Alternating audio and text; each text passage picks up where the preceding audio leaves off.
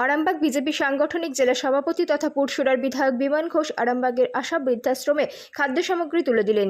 এই দিন উপস্থিত ছিলেন যুব মোর্চার সভাপতি উপাসক দে, আরামবাগ লোকসভা কেন্দ্রের বিজেপি প্রার্থী অরূপকান্তি দিগার, বিজেপি নেত্র স্মৃতিকণা মেদ্দার, সঞ্জিত হেলা, অসিত কুণ্ডু, অন্যান্য নেতৃত্ব ও কর্মীরা।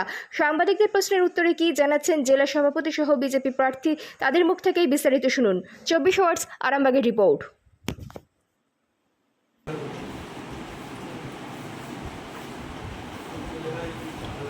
এত লড়াইয়ের মধ্যে দিয়ে আপনারা যে আমাদেরকে মাঝে মধ্যে এইভাবে আসছেন, ভালোবাসেন প্রত্যেককে, এটা আমরা খুবই গর্ববোধ করছি। চেষ্টা করি মানে একবারে সাধারণ দেখা করে দেয়।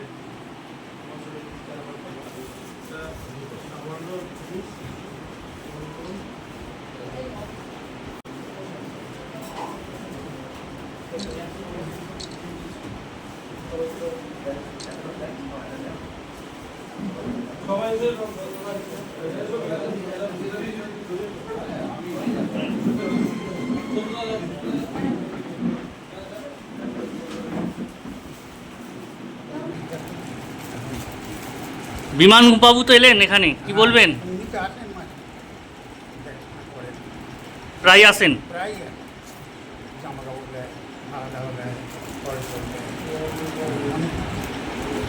কি নাম আপনার? রামমোহন।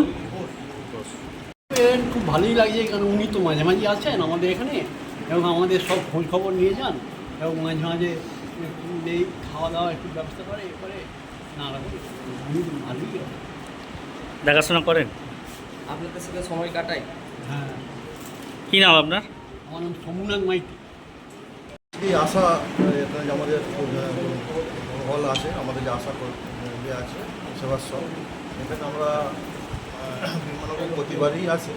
হ্যাঁ, আমার হয়তো 2-3 বার দেখেছেন, আজকেও এসেছি।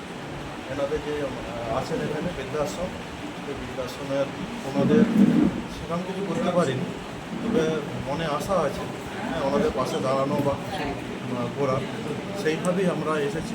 এসে অল্পটুকু ফল, অল্পটুকু খাবার এবং আজকে কিছু অন্য সংস্থার মতো ব্যবস্থা করা হয়েছে।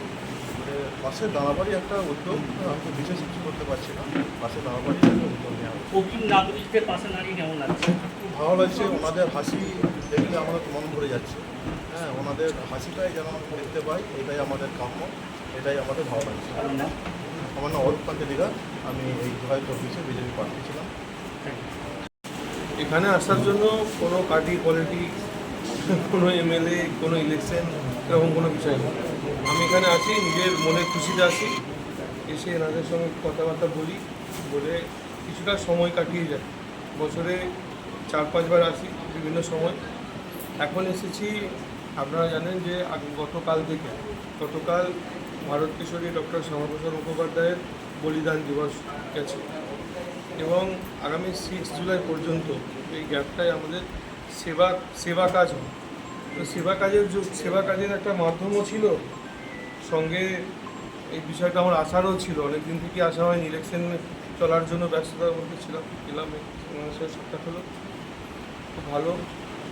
রাজনীতি করি বা না করি, পার্টিতে থাকি বা না থাকি, কিন্তু এই সেবা কাজ যেটা আছে এটা আমি রাজনীতি করার আগে থেকেই করি, এখনও করবো, আগামী দিনও করবো, এটা সবসময় চলে।